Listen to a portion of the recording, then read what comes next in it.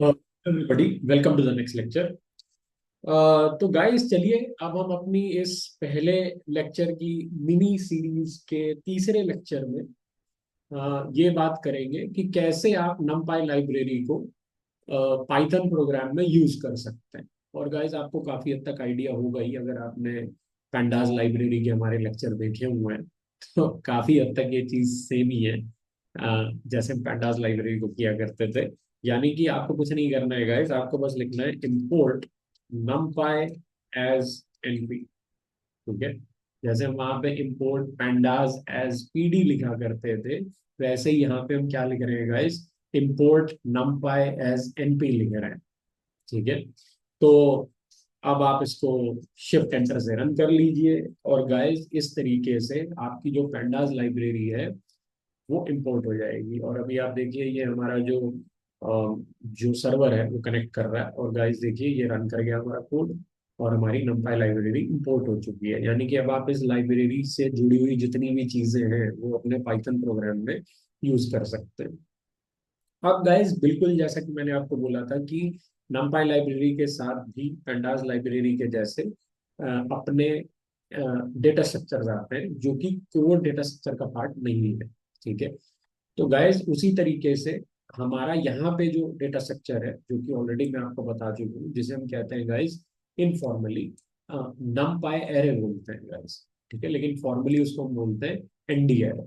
जैसे पैंडास के केस में इनफॉर्मली हम पैंडास डेटा फ्रेम बोलते हैं, लेकिन फॉर्मली हम पीडी डॉट डेटा फ्रेम कहते हैं। ठीक है, तो उसी तरीके से यहाँ पे इनफॉर्मली numpy एरे कहते हैं लेकिन फॉर्मली एनडी एरे कहते हैं गाइस।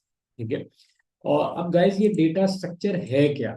ठीक है, तो गाइस ये डेटा स्ट्रक्चर एक मल्टी डायमेंशनल एरे के जैसा है। ठीक है, that provides a lot of supporting functions to make array operations easy and efficient. ठीक है, देखिए गाइस आई नो कि मैंने ये बात इस कोर्स के बिल्कुल स्टार्टिंग के लेक्चर में बोली थी कि अगर कहीं पे भी अब आप ये नाम पढ़ा देखें कि एरे, ठीक है, तो इसको बिल्कुल सी या सी प्लस प्लस के एरे की तरह मत मान लीजिएगा। ठीक है, इसमें कुछ डिफरेंसेस हैं।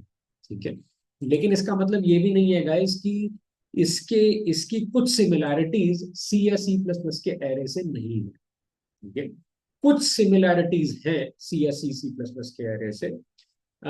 लेकिन गाइस अ, काफी सेंसेस में जो नंपाई एरे है वो सी या सी प्लस प्लस के एरे से बहुत ज्यादा अलग है। कुछ चीजें इसने कैरी फॉरवर्ड करी हैं सी या सी प्लस प्लस के एरे से, लेकिन मैक्सिमम चीजों में आप देखेंगे कि जो हमारा नंपाई लाइब्रेरी का ये जो डेटा स्ट्रक्चर है जिसे हम एनडी एरे कह रहे हैं या नंपाई एरे कह रहे हैं, वो सी या सी प्लस प्लस के एरे से बहुत अलग है। ठीक है, तो ये एक मल्टी डायमेंशनल एरे है guys that provides a lot of supporting functions to make array operations easy and efficient. ठीक है, um, जब बात आती है इस वर्ड की मल्टी डायमेंशनल, ठीक है, तो गाइस आपको एक चीज तो ये वर्ड सुनते ही आपके दिमाग में एक डाउट अराइज हुआ होगा या फिर मुझे कहना चाहिए एक एक इंट्यूशन डेवलप हुआ होगा कि इसका कुछ ना कुछ कनेक्शन हमारे लीनियर अलजेब्रा की मैट्रिसेस से है। क्योंकि यूजली हम मैट्रिसेस को बोलते हैं multi dimensional matrices, three dimensional matrix, four dimensional matrix, two dimensional matrix जिसमें रोज और कॉलम्स होते हैं।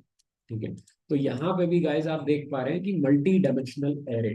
ठीक है, तो गाइज इस कॉन्सेप्ट को आप अगर ऐसा सोच रहे हैं तो बिल्कुल सही सोच रहे हैं। जी हाँ गाइज, इस लाइब्रेरी का डायरेक्ट कनेक्शन है इस लाइब्रेरी का डायरेक्ट कनेक्शन है लीनियर अलजेब्रा के साथ। यानी कि लीनियर अलजेब्रा में आप जो भी कंसेप्ट मैथमेटिक्स में पढ़ते हैं, ठीक है, arrays vectors and stuff like that, और जो भी हम मैथमेटिकल ऑपरेशंस एक मैट्रिक्स के ऊपर परफॉर्म करते हैं या सेट ऑफ मैट्रिसेस के ऊपर परफॉर्म करते हैं जो कि कितने भी डायमेंशन की हो सकती है, थ्री डायमेंशन की, फोर डायमेंशन की, तो वो सारे ऑपरेशंस आप अपने नमपाई एरे के ऊपर परफॉर्म कर सकते हैं। ठीक है, क्यों कर सकते हैं गाइस, क्योंकि इन इन वन वे और द अदर ये एक टाइप कि मैट्रिक्स ही है। जो आपका नमपाई एरे है, जिसको आप एनडी एरे कह रहे हो, वो एक मल्टी डायमेंशनल मैट्रिक्स की फॉर्म में आप उसको देख सकते हो। यानी कि वो सारे काम जो हम on a piece of paper एक मैट्रिक्स के ऊपर परफॉर्म किया करते हैं लीनियर अलजेब्रा के अंदर, वही सारे काम हम कोडिंग के अंदर एक नमपाई एरे के ऊपर परफॉर्म कर सकते हैं। ठीक है। अगर आपको ये चीज ऐसे भी समझ में नहीं आ रही है, तो मैं एक और तरीका ट्राई कर सकता हूँ आपको ये कॉन्सेप्ट समझाने का। और ये तरीका उन लोगों के लिए है जिनके पास थोड़ा बहुत कंप्यूटर साइंस का बैकग्राउंड है। और गाइज, हमारे देश में एक एवरेज स्टूडेंट जिसके पास थोड़ा बहुत कंप्यूटर साइंस का बैकग्राउंड है, तो उसने आई एम प्रिटी श्योर अपनी लाइफ में कभी ना कभी सी या सी प्लस प्लस प्रोग्रामिंग तो लर्न कर ही हो। ठीक है। तो गाइज, आप जिस तरीके से सी या सी प्लस प्लस में एक 2D मैट्रिक्स बनाते हैं, ठीक है, जो कि एक 2D एरे कह देते हैं जिसको आप, ठीक है, यानी कि सी या सी प्लस प्लस में गाइज जब आप एक 2D एरे बनाते हैं, तो उसको हम कहते हैं ये 2 डायमेंशनल एरे है। ठीक है। ये और गाइज वो एरे बिल्कुल ऐसे काम करता है जैसे कि एक मैट्रिक्स हो, क्योंकि उसकी उसका एक डायमेंशन रो वाला डायमेंशन होता है और दूसरा डायमेंशन कॉलम वाला डायमेंशन। ठीक है। तो ठीक उसी तरीके से गाइस, यहाँ पे भी आप एक हिसाब से कह सकते हैं कि ये हमारे सी या सी प्लस प्लस का ही कुछ हद तक वो 2D मैट्रिक्स या 3D मैट्रिक्स या 4D मैट्रिक्स जैसा सिचुएशन यहाँ पे भी हो रही है। ठीक है।